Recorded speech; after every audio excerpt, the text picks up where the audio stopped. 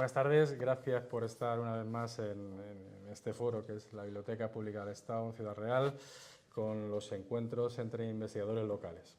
Notarán lo primero que falta un investigador en la mesa, que es Isidro Sánchez, pues que desgraciadamente tiene fiebre hoy y no puede estar con nosotros. Y nos ha metido la encomienda, a Pepe y a mí, a José Rivero y a mí, de presentar su ponencia. Entonces, pues quiero que tengan fe en que lo mediaremos bien. Ahora sí se ve mucho mejor. Esperanza en que por lo menos seamos cortos y caridad, si no lo hacemos muy bien, pues que nos respeten un poco, porque la verdad es que nos ha pillado un poco con el paso cambiado. Bienvenidos a este quinto encuentro quintas conversaciones entre investigadores locales, en las que vamos a tratar una vez más dos temas interesantes que aparecen en el libro Aquí nunca pasó nada, que publicamos recientemente desde Editorial Serendipia. José Rivero, a mi lado, va a tratar un tema más que curioso, aunque tan curioso como desconocido, hasta que ahora realiza esta investigación, que es el legado de Julián Alonso. Un legado ambicioso, o por lo menos desde la mentalidad del propio Julián Alonso, que fue imposible llevar a buen término, y que estuvo trufado de rarezas, vamos a llamarlo de rarezas, de imposibilidades, de cuestiones de interpretación complejas, y que, bueno, pues que derivó en, pues eso, que por un lado los comentarios llevaran, como siempre, a sitios inadecuados el tema, y que con el paso de los tiempos, porque hay una especie de figura mítica sobre el legado de Julián Alonso que José Rivero pues, se ha encargado de desentrañar y poner negro sobre blanco con absoluta claridad. Y el tema que nos traería, que le vamos a presentar entre Rivero y yo, más o menos, es una exposición que será en el año 1926 en Ciudad Real, que tiene una curiosidad increíble. Una exposición que ha pasado bastante desapercibida y que, bueno, el sentido que tenía era retratar a los personajes ilustres de la ciudad. Y como decimos, estaban todos los que no se habían movido en la foto. Los que se movieron en la foto, pues no salieron, ¿no? Ese es el tema. No me voy a entender demasiado, saben, no está Isidro con nosotros, pero es de justicia, todos ustedes lo conocen, comentar la relevancia del doctor Sánchez en la investigación y la difusión de los temas culturales de nuestra ciudad. Él es licenciado en Geografía e Historia, doctor en Historia por la Universidad Complutense de Madrid, con una tesis doctoral que es Historia de la Prensa en Castilla-La Mancha, 1811-1939. Fue profesor del Colegio Universitario y posteriormente perteneció al claustro de la Universidad de Castilla-La Mancha hasta su jubilación en 2013. Entre otros cargos, aparte del de profesor en nuestra universidad, fue vicerrector de Centros y Planificación, vicerrector de Centros e Infraestructuras y director y codirector del Centro de Estudios de Castilla-La Mancha, que sigue haciendo una labor fundamental para la historiografía y para la documentación, no solo de Ciudad Real, sino de Castilla-La Mancha. No citaré sus libros porque son muchos, sus escritos son muchísimos más. Decirles solo que su especialidad, como bien ha demostrado muchas veces, están en la historia de la prensa y de la fotografía, el asociacionismo y la sociabilidad e historia en Castilla-La Mancha. Fundamentalmente le caracteriza a los dos ponentes de hoy, Isidro, que no está con nosotros, y a José Rivero, su línea de divulgación. No todo el mundo que investiga, o mejor dicho, poca gente que se dedica a la investigación, tiene una vertiente de divulgación de la que tanto estamos necesitados.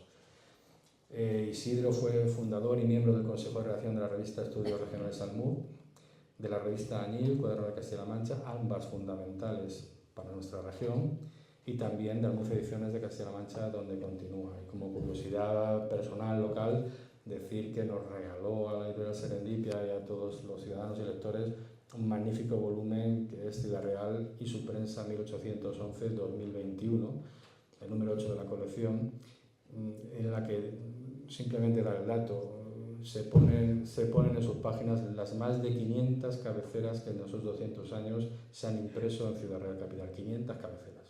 Cuando hablamos, ¿qué periódicos tiene Ciudad Real? Pues dos periódicos, ha tenido solo Lanza, tal. Bueno, en esos 200 años se han publicado 500 cabeceras en esta ciudad, lo cual es una idea clara de que aquí sí que pasan cosas. Bueno, voy a intentar, con la ayuda de José Rivero, por lo menos descubrirles el tema del que trata Isidro en nuestro libro Aquí nunca pasó nada, Ciudad Real entre líneas, siglos XIII a XXI.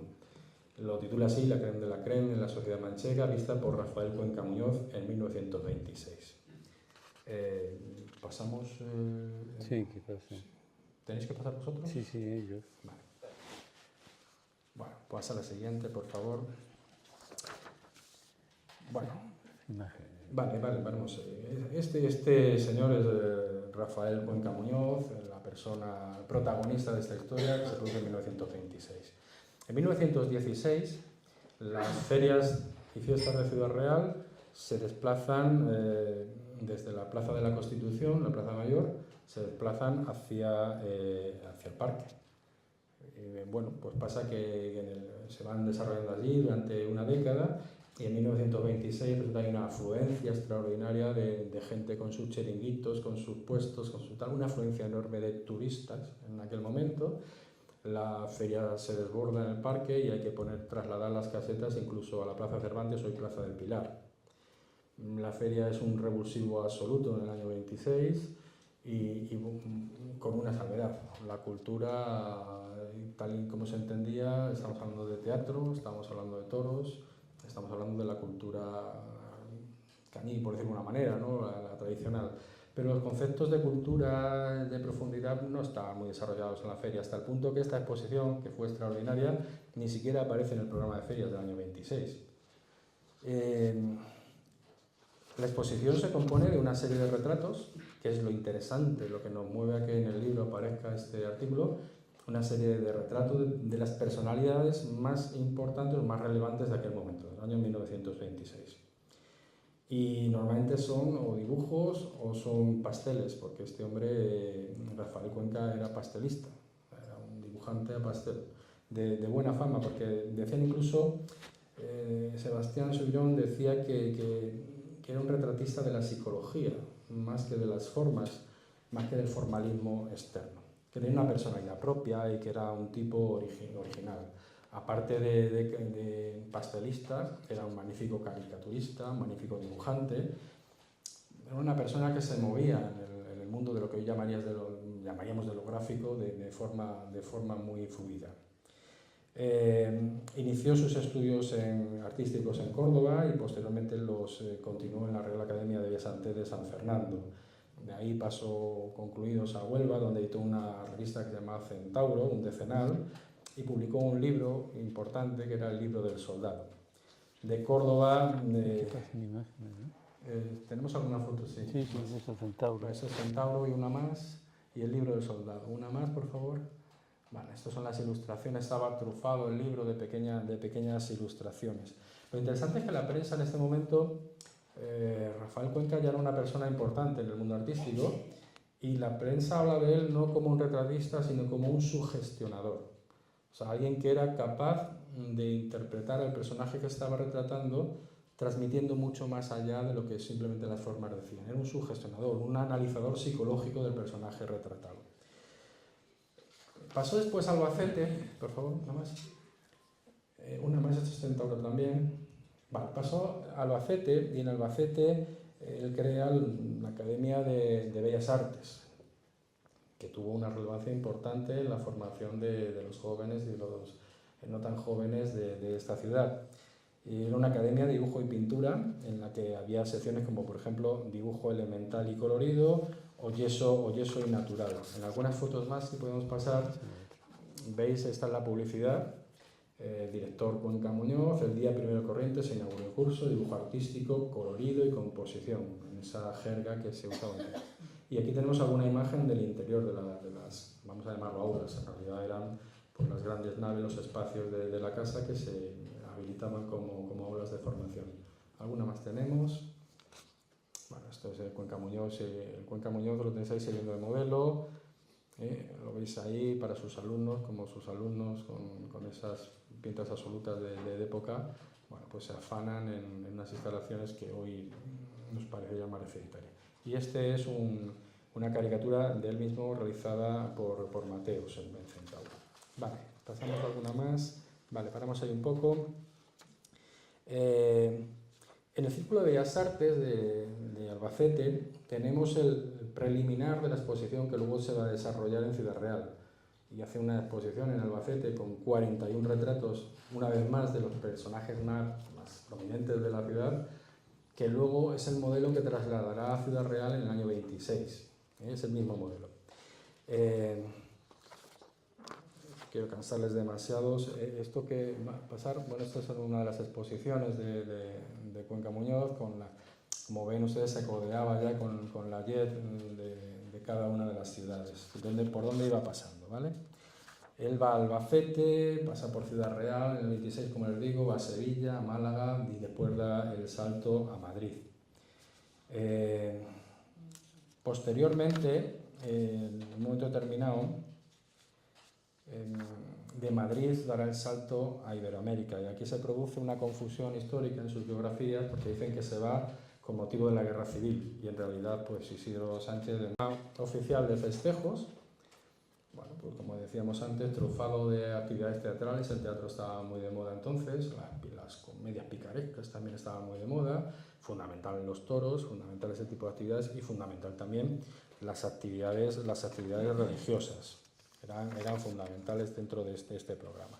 Dice el programa, paramos ahí por favor un momentito, dice el programa que aparte del teatro, los actos religiosos, conciertos musicales, el cinematógrafo popular que empezaba a pitar antes que el propio cine, los fuegos de artificios y tracas, la elevación de globos grotescos, una actividad que perdimos hace muchos años, gigantes, cabezudos, charlotada, y una curiosidad, la fiesta de la infancia en el circo taurino, ¿no? Es una cosa el tipo de actividad que se producía en aquel momento, con una adenda social para que se diviertan no solo los ricos y los que pueden, sino también los pobres, que había pues reparto de bonos para los pobres o comida para los pobres en el comedor de la caridad, comidas extraordinarias, ¿no? Ya que estamos de fiestas, que todo el mundo pueda celebrar las fiestas un poco a estilo de Navidad.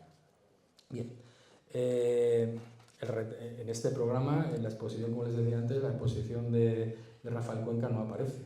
Era una actividad cultural, la actividad cultural como tal no tenía un interés específico ni para el programador ni para nadie. La exposición se desarrolla en el Casino de Ciudad Real, como les decía. Y si te pueden pasar una más, bueno, se desarrolla en el casino, una más, otra. Estas son fotos del casino de esta época. Este es el tercer alcalde de la dictadura. Hay que situar también el tema, por lo que ahora les contaré. La exposición se produce en plena dictadura de Primo de Rivera.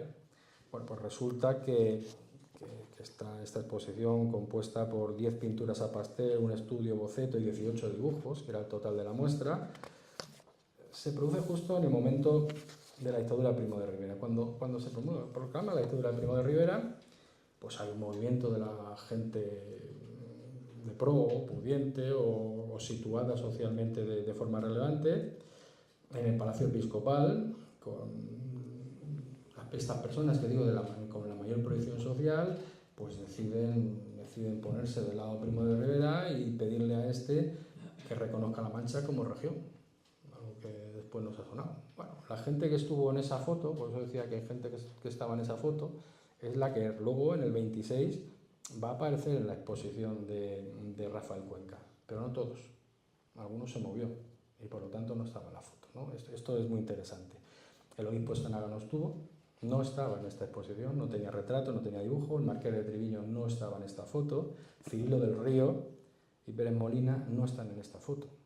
Es gente que por algún motivo de esa foto inicial, de esa junta que se hace en el Palacio Episcopal como apoyo al dictador, de momento se ha caído, poco después se ha caído, no está en esa foto. Tampoco están Luis Orán y Tomás Martínez, también gente relevante, pero vamos a llamarlo de un segundo nivel, si me lo permiten. Hay gente que no está, de la gente que decidió apoyar la dictadura, gente que en este pequeño periodo ya no está. Algo ha pasado, no sabemos exactamente qué, pero algo ha pasado. Y solo por citarle algunos de las personas que aparecen en esta exposición. Estaba Bernardo Mulleras, médico y presidente de la Diputación. Solo les voy a citar algunos por no cansarles y porque vean un poco cuál era el desarrollo. No sé si tenemos alguna más. Sí, fotos. Bueno, ahí está, Bernardo Mulleras. y viene lo que aparece de cada uno. Por ejemplo, Ángel Andrade, nuestro pintor, profesor de institutos, estaba también retratado por Rafael Cuenca. Martín Sofí, estamos ahora mismo con la celebración todavía de la efemérides del plano censo de Martín Sofí. Hemos comentado por activo y por pasiva en todos los medios que no tenemos ninguna imagen de calidad de Martín Sofí. Solo una pequeña fotografía que aparece en prensa donde la cabeza de Martín Sofí no debe tener más de 1 centímetro de altura y que por mucho que queremos ver en él sus rasgos es muy difícil. Bueno, pues Martín Sofí estuvo retratado en esta exposición y sin embargo, pues como todas estas obras, a excepción de una que ahora citaré, ninguno se han conservado, o por lo menos están en paradero que nos es desconocido, que al profesor Isidro Sánchez no ha podido recuperar, no sabemos dónde está, excepto una. Estaba Francisco Teófilo Moisés, que era el director del Banco Español de Crédito, una persona muy importante, Félix García Ibarrola, empresario y fundador del primer club deportivo de la ciudad. También es curioso. Estaba Mateo Gallán, arquitecto de la Cámara de la Oficial de la Propiedad Urbana de Ciudad Real. Estaba Arturo Gómez Lobo, por ejemplo, que era un tipo interesantísimo, abogado, periodista, escritor, político, presidente del Casino Ciudad Real, era un tipo más que curioso. Estaba, por ejemplo, Felipe Coscolla Plana, escultor, autor de la imagen de la coronación de espinas para la cofradía de Ciudad Real. Estaba Salvador Puyol, comandante de artillería y profesor de la Academia General de Enseñanza. Creo que se está dando cuenta un poco ya de la gente que pintaba en Ciudad Real. Aparte, esta gente, muchos de ellos con sus señoras y con sus hijas o sus hijos. O sea, estamos haciendo un retrato social de la crème, como dice Isidro en el título. Estaba Pilar Martínez Ontrémuli, junto con sus hermanos, que era una mujer muy poderosa porque tenía concesiones mineras, era una mujer muy importante. Su hermano era vicepresidente de la Diputación y jefe de la Junta Local de Puerto Llano, de Unión Patriótica, el movimiento partidista afiliado al dictador, es que es importante. Estaba María del Carmen Herrera, hija de Rafael Herrera Calvet, que era el director de la granja agrícola de Ciudad Real. Enriqueta Herrera, que era hija también de Rafael Herrera, ingeniero agrónomo y director también de la granja agrícola de Ciudad Real. Estaba Miguel Ruiz Pérez, que era el propietario y director del Pueblo Manchego, del diario El Pueblo Manchego en Ciudad Real, muy influyente, muy importante. O estaba Francisco Paulo Petronilo Colás Ruiz de Sierra, médico, periodista, político, director de Libertad, de Clamor y del Pueblo Manchego también. O sea, estaba gente muy influyente, como digo, y otras personas de sus ámbitos familiares. Este era el retrato de la crème de la crème. Este era el retrato donde la sociedad que estaba en este momento de dictadura de Primo de Rivera, arriba, los que realmente tenían algo que decir. Completaban la exposición pues, un par de trabajos más, un estudio de ojos claros y un retrato de la madre del pintor, que se ve que le venía bien, pues bueno, los coló ahí un poco para cambiar la tal. Lo único que se ha conservado de todo esto es ese dibujo de Ángel Andrade, que lo atesora la Diputación Provincial, y es el único trabajo que se ha conservado de esta exposición, que de haberla tenido completa, realmente sí que sería una radiografía de esta sociedad de élite, de mandatarios, de gente influyente que teníamos en 1926. Y con esto nada más. Muchas gracias. Voy a presentarles mi ponente en presencia. Mi ponente en presencia, esto sí, que es José River. ¿Nos cambiamos? Sí.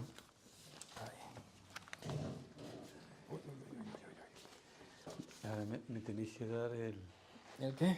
el puntero, que ahora lo controlo yo.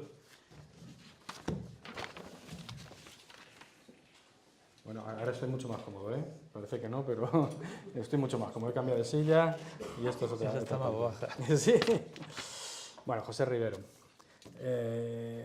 Todos conocemos a José Rivero, ¿vale? Porque son tantos los años de trabajo, tanto profesional como de divulgador, como comentarista del panorama arquitectónico, cultural, pictórico, que es muy raro que haya alguien que no conozca a José Rivero, pues de sus participaciones en los medios, de sus publicaciones, de sus libros, de su trabajo. José Rivero es arquitecto por la Escuela Técnica Superior de la Universidad de Sevilla, fue arquitecto jefe del Servicio de Arquitectura de la Diputación Provincial entre 1983 y 2016, Premio de Urbanismo José Díaz en 1978, Premio Periodismo del Colegio de Arquitectos de Ciudad Real en 1993, Premio Regional de Arquitectura de Castilla-La Mancha en 1995 por el Teatro San Juan de Almagro. Colabora y ha colaborado a lo largo de su carrera profesional con más de 30 cabeceras de periódicos. Es colaborador asimismo de los registros Docomomo, del Proyecto Sudoeste y Arquitectura del siglo XX para España, con la Fundación Arquitectura Contemporánea, con la Fundación Miguel Fisac. Realmente es una persona abierta a todo ese tipo de encuentros, a todo ese tipo de aportaciones hacia la cultura y hacia el patrimonio. Es miembro de los consejos de redacción de Almuz, de Añil y de Formas de Arte y Arquitectura. Fue director de Formas de Arte y Arquitectura y es miembro del Consejo Editorial de Almuz Ediciones, prácticamente en la actualidad. Ha publicado más de un centenar de trabajos en revistas especializadas y en su haber cuenta la friolera de más de 2.200 artículos, que uno tras de otro no es poco. No es poco. Es autor de los textos de 9 catálogos expositivos de obra de arte, ha colaborado en otras 36 obras colectivas sobre arte, arquitectura y urbanismo y es autor en la actualidad de 16 libros. El último trabajo, muy recientemente, bueno, todavía lo estáis publicitando y promoviendo, que es Castilla-La Mancha Fea, el título sugerente, un recorrido por su arquitectura en democracia, de la obra de la que es coordinador, que se ha publicado este mismo año. Y con la editorial pues tengo también el honor y el placer de que ha confiado en nosotros para publicar una obra que para mí es esencial y aporta mucho debate, que es Plaza Mayor, Permanencia y Transformación, que fue el número 6 de nuestra colección y que ha dado juego y seguirá dando mucho de qué hablar y mucho de qué reflexionar. José Rivero, como les decía, no descanso, nos va a presentar este tema de la herencia, del legado de Julián Díaz. Y nada más, muchas gracias y los dejo con él. Gracias. ¿Me vais a dar esto? ¿Para pasar?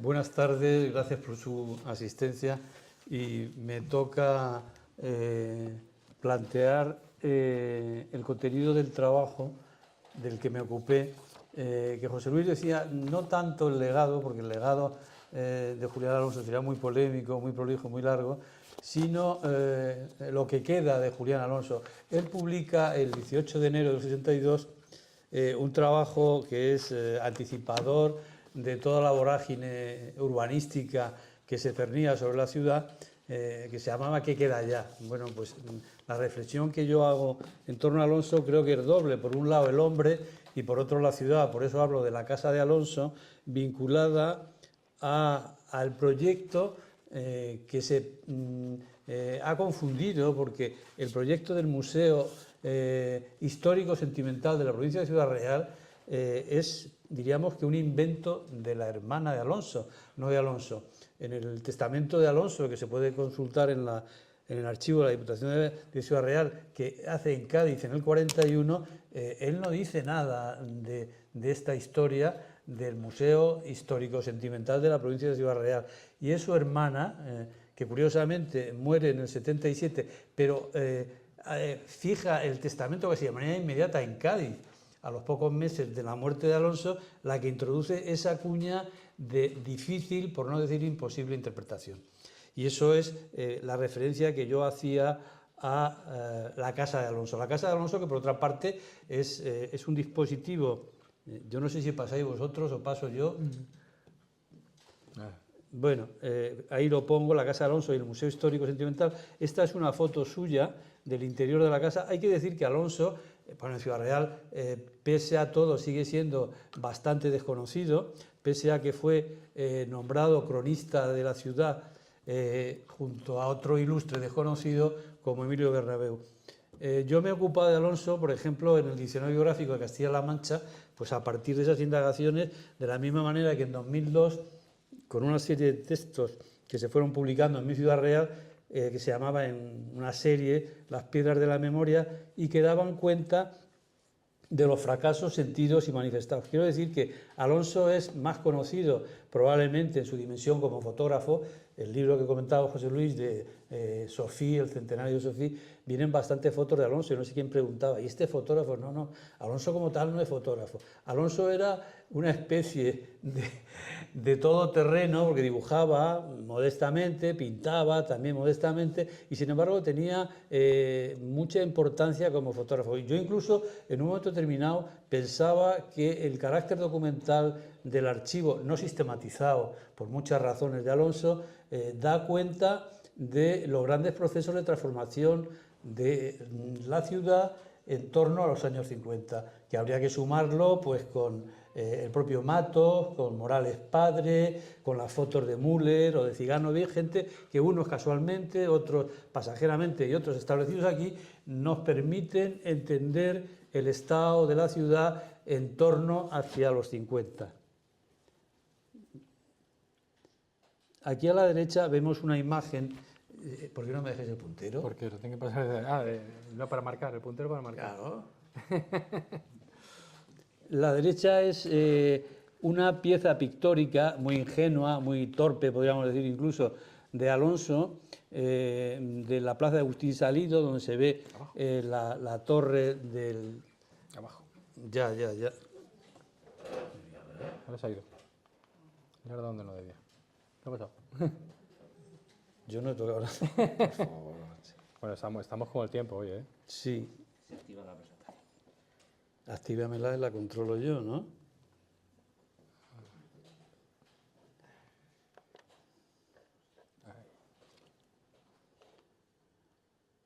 Aquí con el teclado y el puntero. Bueno, el teclado. Vale. Es que el puntero... Bueno, esta es la imagen que estaba diciendo, donde él pues juega a pintor. Es del año 49, yo creo que tiene bastantes más. Yo le conozco algunas. Me parece que van aquí 2 dibujos en esta exposición. Es también, no sé si un mitómano de las imágenes de ciudades extranjeras. Él tiene, yo al menos conozco, colecciones de postales suyas, yo creo que vinculadas a su interés por la fotografía, que colecciona y anota, como la de la izquierda, que es del 33.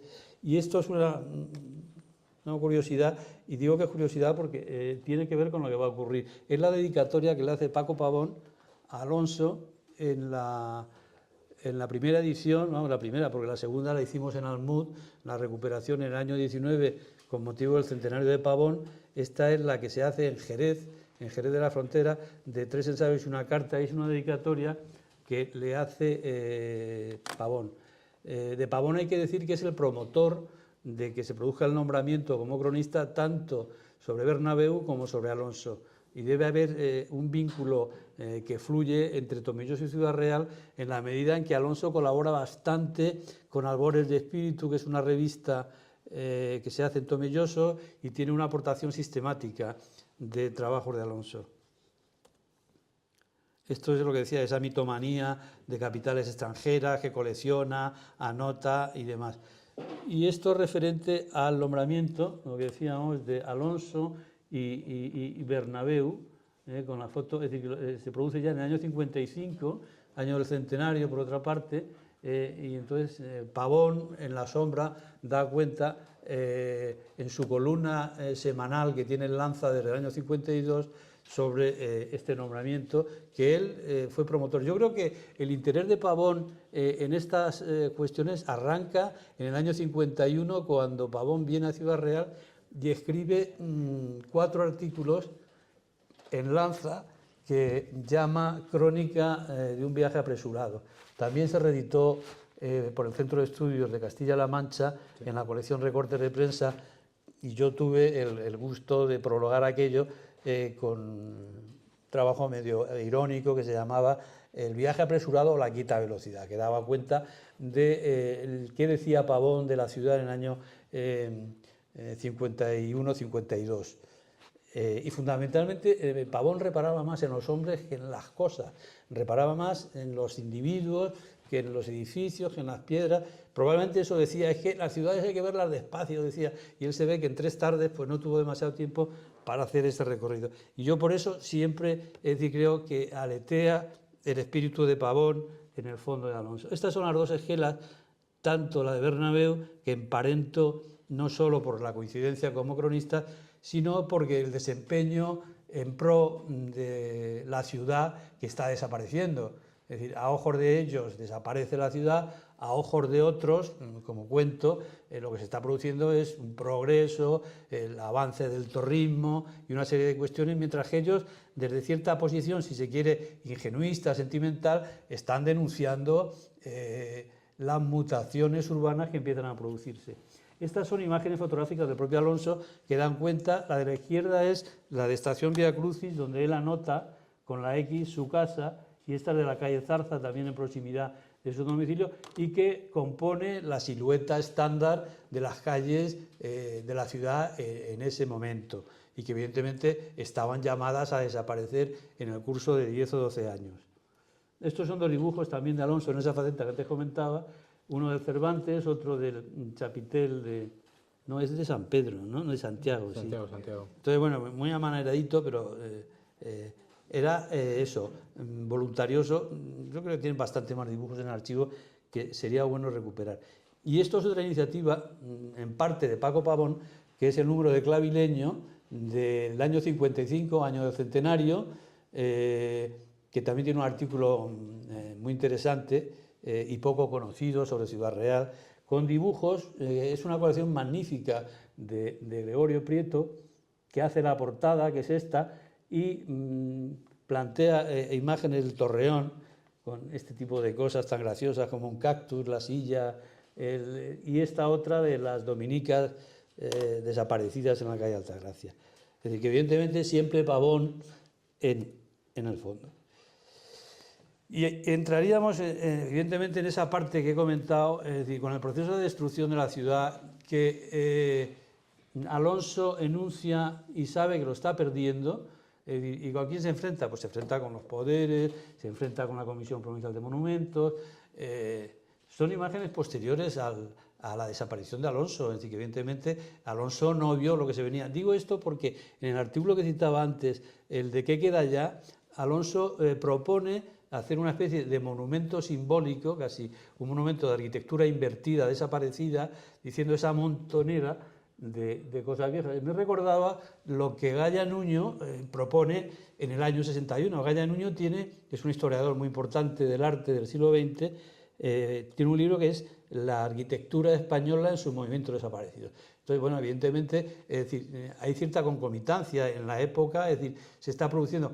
Gaya Nuño, evidentemente, piensa y relata más piezas históricas de importancia y de interés, mientras que aquí hablaríamos de piezas menores dentro del patrimonio inmobiliario de una ciudad pequeña, pero reveladoras de esas transformaciones. Esta, la imagen de la izquierda, es del proceso de transformación de la plaza, que ya es del 76, y esta la publicamos en el artículo, que es la casa del fotógrafo Vicente Rubio, obra de su hermano, el arquitecto Daniel Rubio, municipal en Albacete, autor del Museo de la Cuchillería, hoy era la Casa Hortelano, me parece que se llamaba.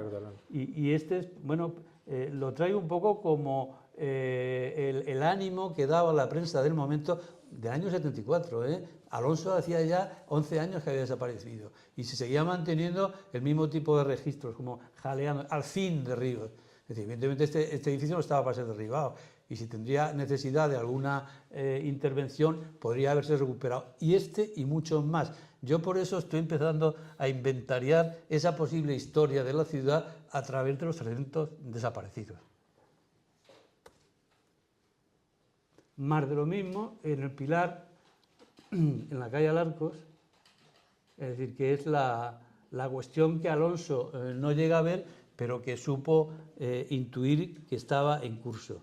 El garaje Ford ya son de los 70, esto es en la calle La Mata, con la Casa Aguirre al fondo.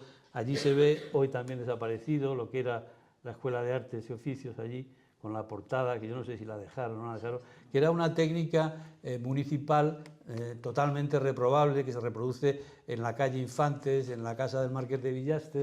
Es decir, autorizar la demolición con la carga de la restitución de la portada, que era como poner una especie de sello de correos en un sobre. Es decir, esa portada inserta en un edificio de 8 plantas, 20 plantas, pero me parece que es un chiste propio del pop americano.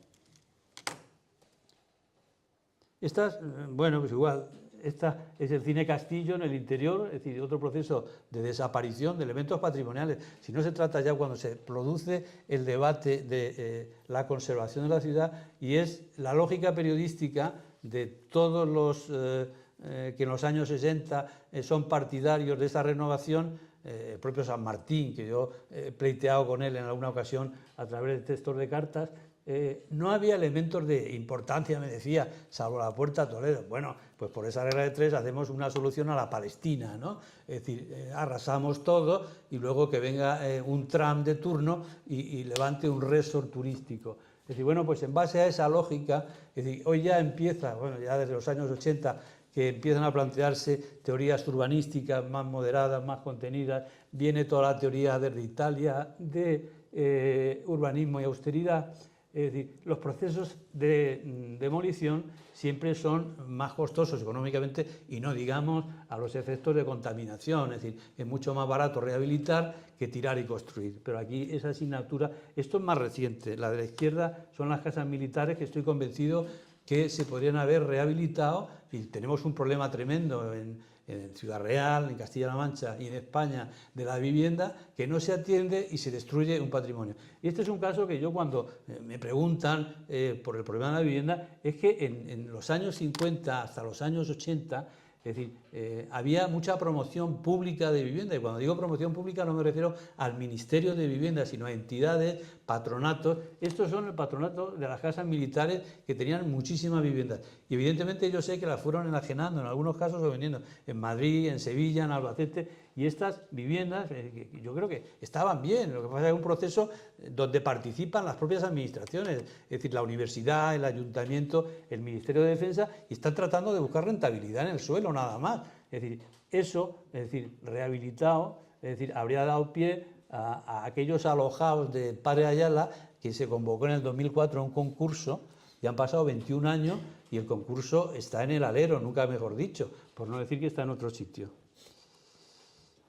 Más imágenes, una foto mía, esta es la prensa, donde todo esto se recibía pues, con algarabías y con mucho contexto. Es decir, las pocas voces críticas que había son estas que estoy comentando. Alonso, Bernabéu y en alguna medida López Bustos. Es decir, curiosamente, de gente vinculada a la enseñanza, López Bustos tiene un artículo en un madrileño Recuerda la Mancha sobre las dominicas.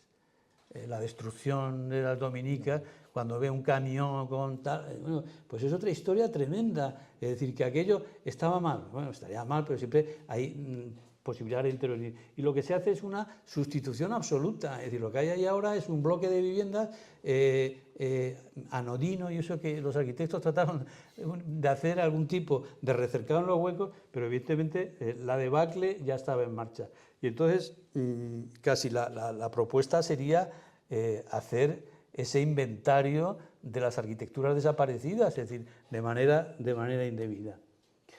Y aquí compongo una imagen, es decir, que en el año 69, le llamo nuevo orden inmobiliario, hay un artículo en prensa increíble en torno a este edificio, en la Plaza del Pilar, que promueve Icalsa, Inmobiliaria Calatrava, con ilustres de la ciudad, pues como antes veíamos, de la CREN, es decir, algunos notables, otros menos notables, es decir, y hay una especie de aquiescencia entre el poder local, el poder económico, estructurado en cajas de ahorro, caja rural, es decir, porque evidentemente, como decía Alfonso Morales Mora, la especulación urbanística tiene nombres y apellidos, es decir, que a veces lo cuentan como un maleficio, no es que acá hay un pedrisco, no, tiene nombres y apellidos. Bueno, pues aquí tenemos, antes hemos visto el proceso de demolición anterior y ahí tienen el resultado. Evidentemente, esto no deja de ser un disparate para una ciudad de estas características. Y esta es la contrarréplica que podríamos decir de Máximo, el dibujante ya desaparecido, que colaboraba en El País, en el Día Mundial del Urbanismo. Es decir, el cartel, no sé si se ve bien, pues es una especie de tipología de viviendas unifamiliares, dispersas, amables, bucólicas, pero el fondo real es este. Bueno, pues en ese diálogo es en donde se están produciendo las transformaciones que Alonso denuncia, pero creo que no llega a ver o se ve superado por la ola y es arrasado. Y yo creo que esto es lo que les quería transmitir nada más. Muchas gracias.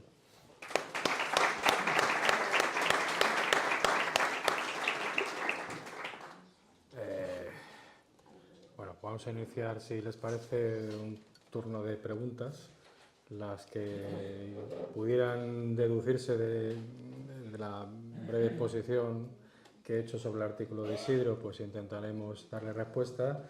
Las de José Rivero, aquí está él para hacerlo. Julián Alonso como un hombre fracasado. Sí, Totalmente, ¿verdad? sí. Uno fracasa cuando no consigue los objetivos por los que pelea. Sí, porque Julián Alonso tenía, aparte del ámbito general, tenía dianas. La Casa de la Torrecilla, por ejemplo. Él tiene prácticamente dos dianas, ¿no? Fundamentalmente es el Torreón, que se cae en el 61, ¿no? Lo derriban, y entonces Bernabéu también está con él, que cuando lo paran, Bernabéu publica un artículo y dice, hemos triunfado.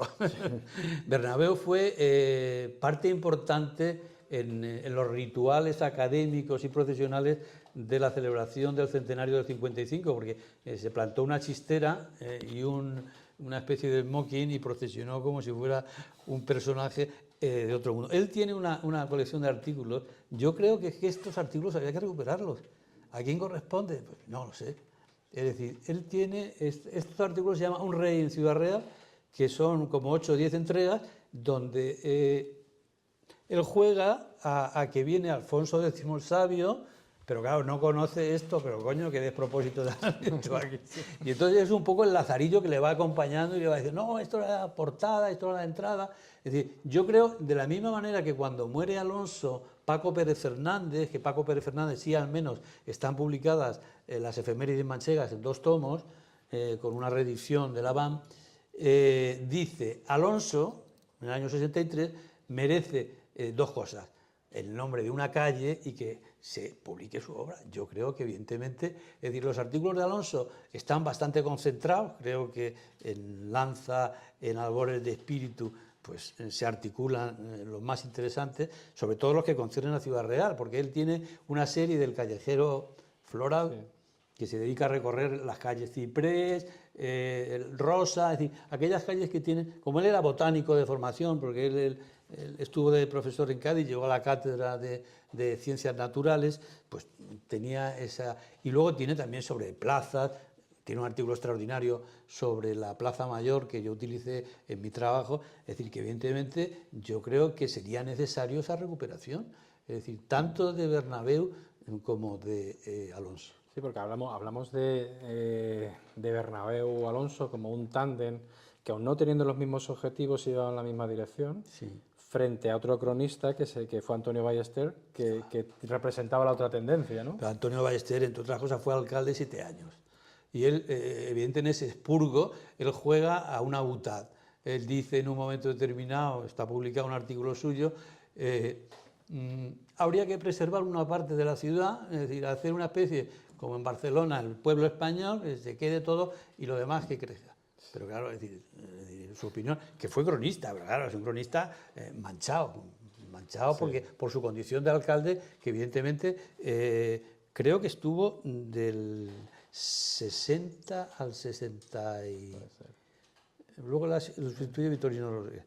Y entonces, claro, él coincide su mandato con este tipo de cosas. Claro, lo que no puede es nadar y guardar la ropa, en el sentido de que no puede ser cronista, pretendidamente historiador de la ciudad y al mismo tiempo regidor. Es decir, porque claro, es decir, tienes que tomar partido, es decir, que evidentemente... se cruzan. Claro, él toma partido, yo creo que se calla, se queda apartado y se ve superado, pero evidentemente hasta 1963, que a él le toca, Ciudad Real no cuenta con un plan de ordenación urbana, el plan general del 63, que evidentemente es la piedra filosofal que abrirá el documento del 68, que es el plan parcial dentro de Ronda, y luego aquella figura maléfica del alcalde Martínez Gutiérrez de suspender licencias fuera de Ronda para que se colmatasen todos los... Hay muchos solares, incluso juega con un papel ideológico Gutiérrez Ortega, director de Lanza, primer director fundador, y él tiene un artículo del 64, me parece, que se llama Política Urbanística, que evidentemente es la base argumental que le cede a Martínez Gutiérrez para actuar en esa dirección. Y por volver, ¿tienen alguna pregunta ya o seguimos calentando? Sí, por ahí hay una en el fondo y después Beatriz. ¿Se oye? Sí. Quería preguntarle si este proceso de urbanización y demolición de edificios se produjo en otras ciudades, especialmente en nuestra región. Sí. Hay un libro de Fernando Chueca, del año 77 que se llama La destrucción del patrimonio urbanístico español.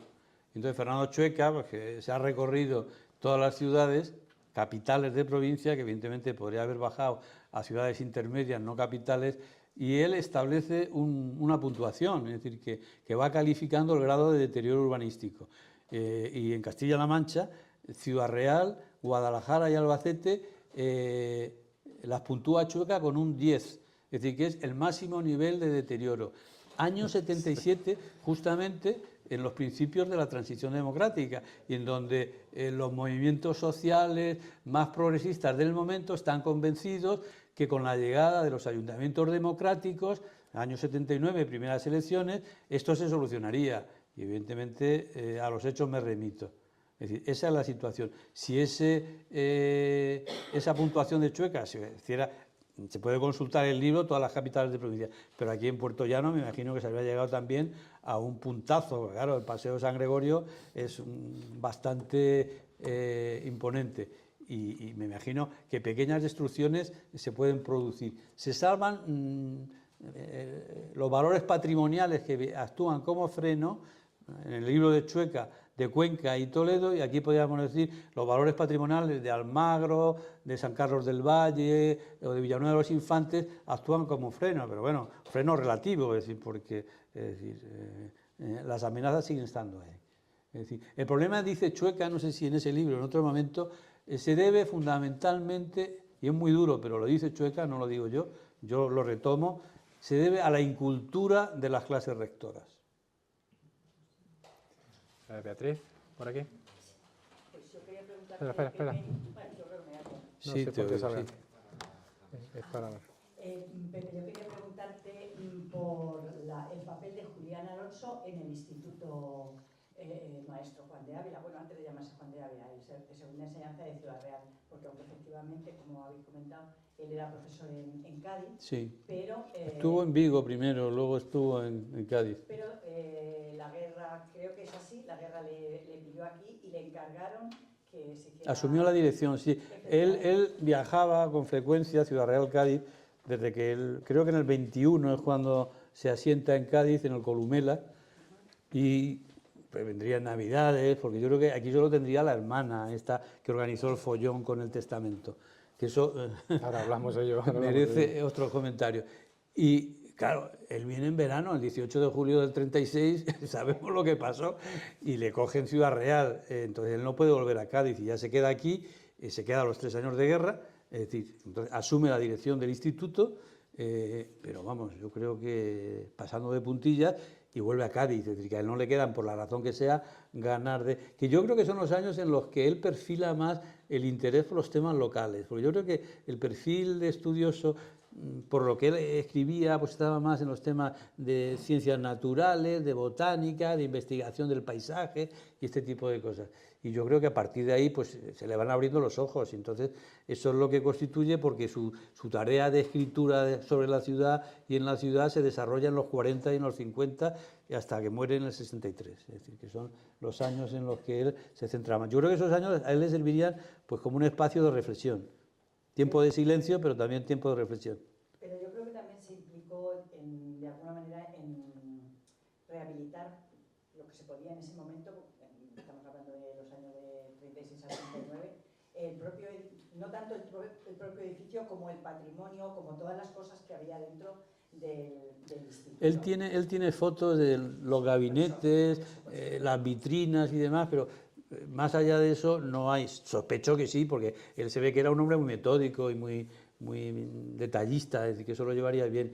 Ya, pues hombre, aquellos que fueran sus alumnos de aquellos años, que evidentemente no quedará nadie, son los que podrían dar testimonio de sus cualidades como docentes. Yo esas no las conozco y no puedo valorarlas. El tema de la rehabilitación o de haber guardado cosas que yo creo que... Sí, pero además tú fíjate qué tiempo tan difícil para establecer racionalidad pedagógica. Sí. Vale, gracias. ¿Alguna pregunta por ahí más? Introducir un tema dentro de tu artículo, que lo acaba de decir, el follón del testamento. Sí. El follón del testamento que dio mucho río de tintas y que mucho dolor de cabeza muchos años después.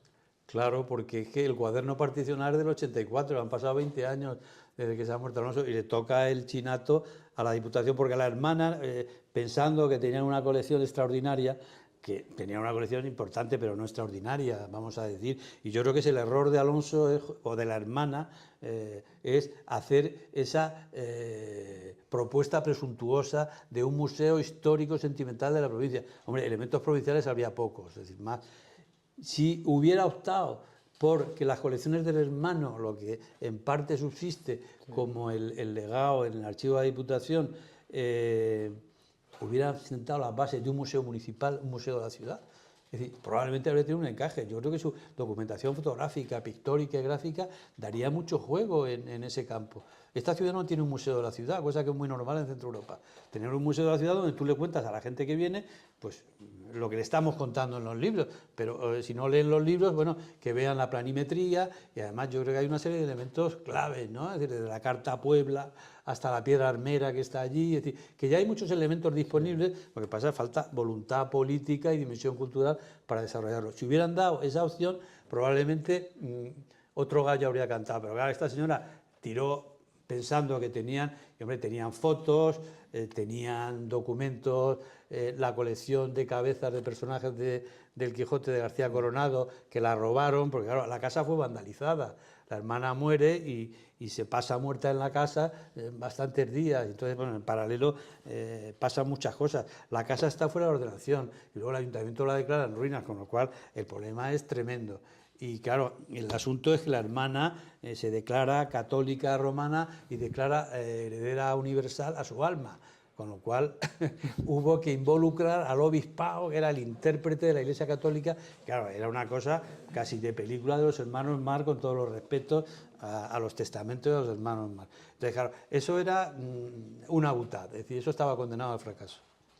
Probablemente por ese sentido, si hubieras hecho una opción más modesta, más controlada, lo cedo al ayuntamiento para que el ayuntamiento organice, pues con los documentos de Bernabéu, con los documentos de este tipo, con las colecciones de dibujos de Gregorio Prieto, que yo no sé si están exhibidas en Valdepeñas. Es una colección extraordinaria de dibujos de Ciudad Real. Y claro, quien no tenga esa revista no los conoce. Sí, cierto. Yo la compré en Renacimiento, en Sevilla, de segunda mano. Esa revista probablemente sea inencontrable, pero te quiero decir que eso hablas con el museo de la ciudad, museo de la ciudad. Evidentemente serían elementos donde tú, tantas fotos que hemos dicho, esos fotógrafos de la Resistencia, desde Alonso, Matos, Herrera Piña, Morales, Salas, Vicente Rubio, Müller, Ziganovic, han retratado esa ciudad. Pues podrías hacer esas gestiones, el vuelo aéreo del suizo también del 28.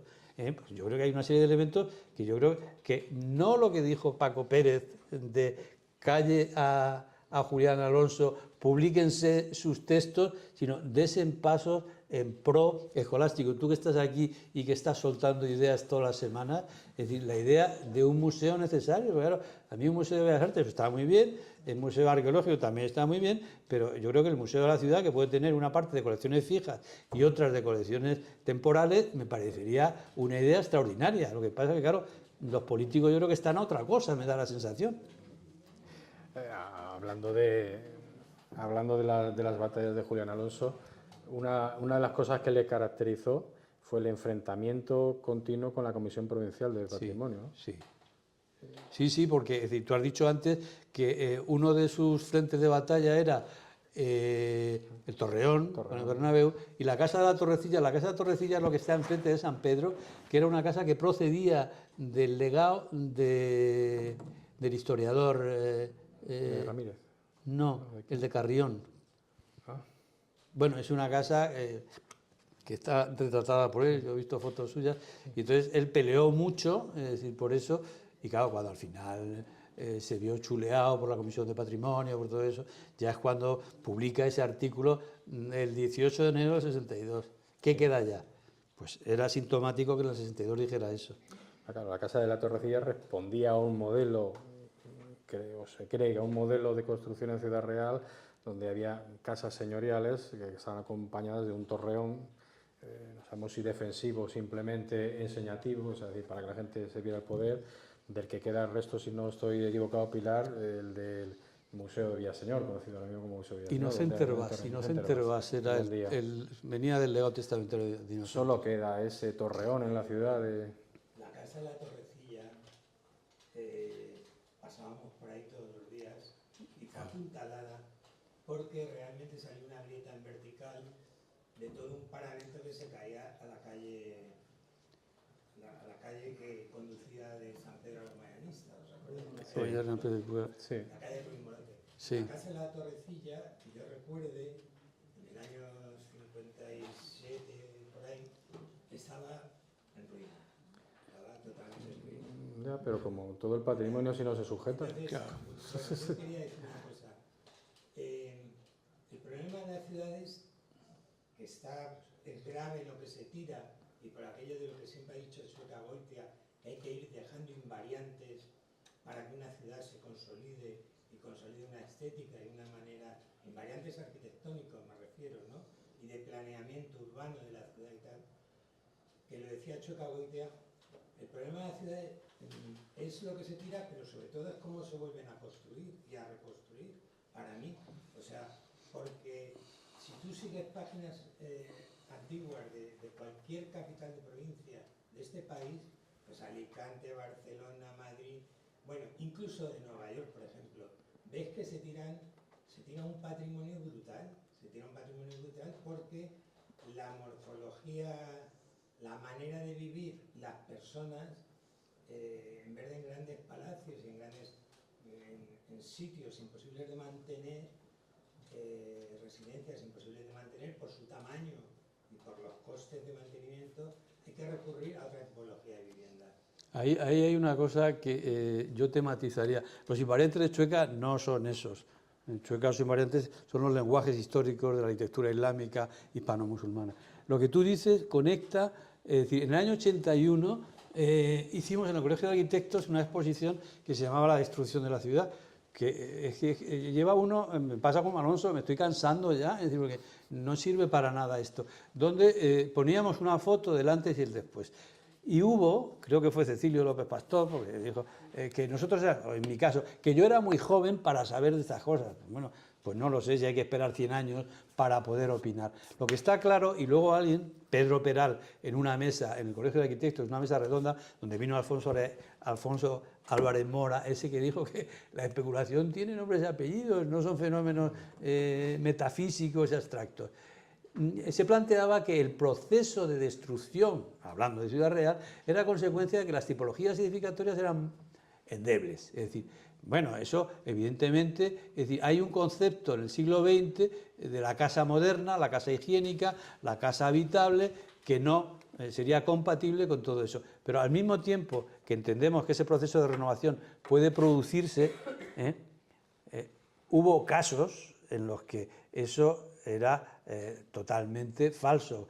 Casa, el palacete, te digo, el otro día en la conferencia de Diego con lo del plano censo centenario de Martín Sofí, dio un dato, yo no lo he cuantificado, dijo que solo el 2% del patrimonio edificado anterior al 50 pervive, pero claro, ese 2% son iglesias y conventos. Es decir, tú dime de arquitectura civil, Cierto.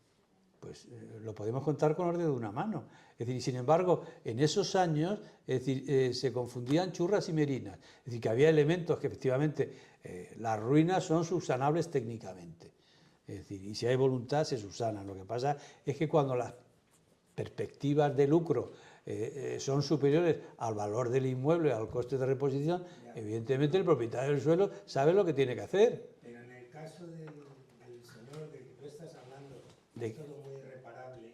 El problema es que desde que nosotros tenemos mano en la ciudad, la mayoría de los aquí presentes, resulta que delante de nuestros ojos se ha tirado el cine Castillo. Y el cine Proyecciones. Pero bueno, y el Teatro Cervantes. Sí, se tiró antes, hemos visto tirar toda la ciudad. Claro. En nuestra vida se ha tirado todo, se ha demolido todo y se ha hecho la ciudad que tenemos. Sí. Pero en el caso, por ejemplo, de la Avenida Rey Santo, es un planeamiento, una intervención concreta, específica y relativamente moderna en los años 60. Quizá el mejor ensanche de Ciudad Real o lo que sea. Lo primero que se deteriora es la fuente de la Plaza de la Provincia. y se deja que se deteriore porque sí, y a partir de ahí van cayendo cosas, porque la Escuela de Artes, por ejemplo, perdona, es mucho mejor edificio el que hay en la Avenida del Santo que el que había en la calle La Mata, y era un caserón viejo, pequeño, y que no tenía mucha enjundia para ser un centro de enseñanza. O sea, se podía haber dejado el caserón, pero la escuela se hizo bien en cambiar en aquel momento, ¿no?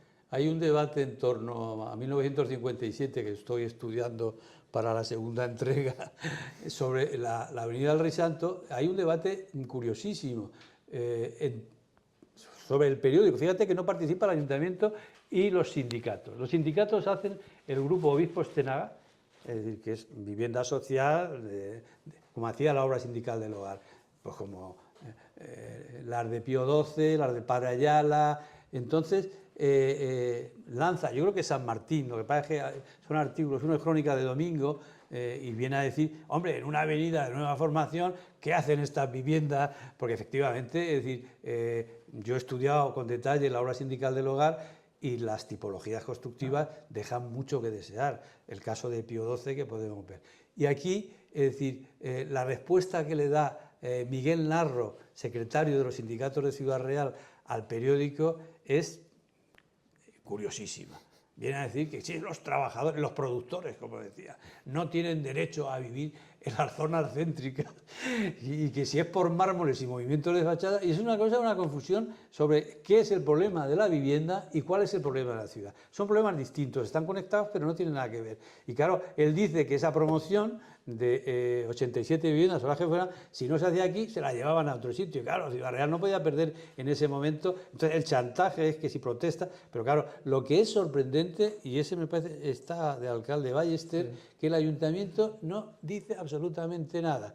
Y el papel de los sindicatos, de la Delegación Provincial y de la obra sindical del hogar y arquitectura, es decir, que es más curioso de lo que nos podemos pensar y da pie para entender cómo se malogran determinadas perspectivas, es decir, por una pretensión populista, que también había populismo de entonces, de solucionar el problema de las clases trabajadoras, como decía. Ya hablaremos de eso. Sí, sí, hablaremos de eso. ¿Alguna cuestión más? Sí. Espera, Félix. A raíz de lo que ha comentado Quirico, me ha venido a la memoria, hay dos modelos, el modelo de Nueva York y el modelo europeo. O sea, cuando Juan Ramón Jiménez, Lorca y en los años 20... García Maroto también estuvo en Nueva York. Ven que es una ciudad que se está construyendo y destruyendo permanentemente, es decir, están cayendo los edificios bajos y están creciendo ya las torres. En cambio, el modelo europeo nuestro era más conservacionista. No es aquello que decía Dulce Néstor, de que había que hacer, olvidémonos del mancheguismo y vayamos al torrismo. Eso es. Pero es curioso que este proceso de destrucción que tú has estado viendo coincide con los planes generales de ordenación urbana que fueron para destruir más que para conservar. Y yo me pregunto, ¿y ahora que ya no hay POM? Ni PAM, ni PON, ni PIM. No hay nada, ni POM, ni PON. Pero es que no hay PON en Toledo tampoco. Bueno, mis compañeros del Departamento de Geografía acaban de publicar un libro sobre las 7 grandes ciudades de Castilla-La Mancha. Sí, me parece que lo he visto. Han pedido el prólogo, claro, y lo que se ve es que ninguna tiene plan de ordenación municipal. Félix, lo sabrás como yo lo sé. El libro de Fernando Terán, Historia del planeamiento urbano en la España contemporánea, ¿cómo se subtitula? ¿No te acuerdas? Historia de un proceso imposible. Entonces, cuando entendamos que eso es una mistificación, es decir, que el tema del urbanismo, como lo entendemos a la española desde la ley del 56, es decir, dicho por Terán, no me estoy inventando nada, es decir, historia de un proceso, y te lo cuenta perfectamente. Dice Terán, la ley del suelo del 56 es un modelo, claro, un modelo que alumbra cierta modernidad del derecho administrativo frente a la antigualla del derecho romano, del derecho civil. Pero claro, al mismo tiempo que se está escalando la cima, se está produciendo el declive. Es decir, porque él mismo viene a decir que todos los contenidos de aquella ley hablaba del Plan Nacional de Urbanismo, los planes sectoriales, es decir, papel mojado. Entonces tú, el análisis, igual que yo digo, la historia de la ciudad a través de sus edificios desaparecidos, la historia de la ciudad a través de sus planeamientos imposibles o inviables. Es decir, ¿por qué no lo hacemos en negativo? Es decir, frente al documento en positivo, habría que reflexionar que esto ha sido una mordaza. Y ya está, dices tú, han sentado las bases de ese crecimiento en la medida en que en la calle Alarcos antes había 3 plantas de altura media y de la noche a la mañana el planificador con el visto bueno municipal establece 8 alturas, evidentemente ahí parecen unas tensiones tremendas. La torre que hemos visto de la Plaza del Pilar... Que había agua en el subsuelo. Había agua en el subsuelo, pero bueno, es decir, si la plaza, si ese entorno tiene 2 plantas, 3 plantas, es decir, coño, déjele usted 3 plantas. No, 9, 10.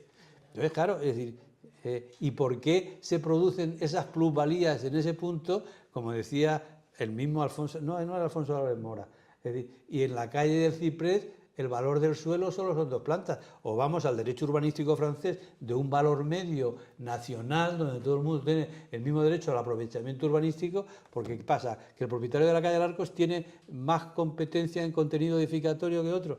Eso es absurdo.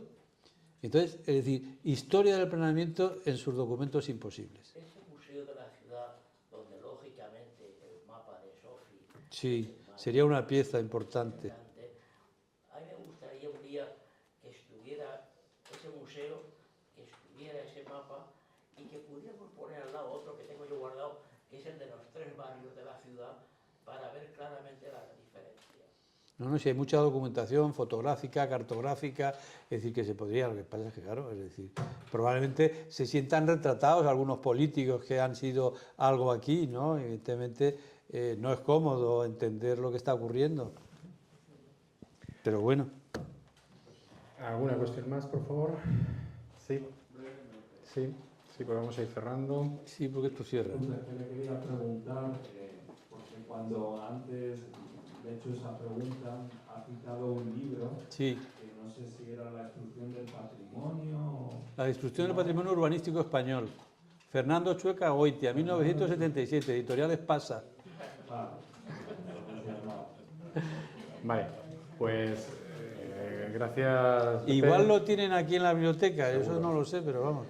Solo por ponerles al tanto, el encuentro del día 4 de noviembre lo vamos a pasar al día 13 por incompatibilidad de contraprogramación o programación múltiple en esta ciudad, ¿no? que últimamente viene siendo bastante complicado, ¿no? Cada vez, a Dios gracias, también hay que decir, cada vez Ciudad Real tiene más actividad cultural, más foros de debate, más foros de interés.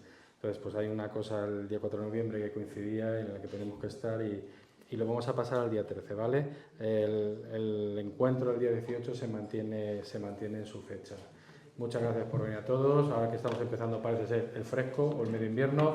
Gracias por venir y nos vemos, recuerden, mañana en la última conferencia sobre la efeméride del plano de Sofi. Gracias.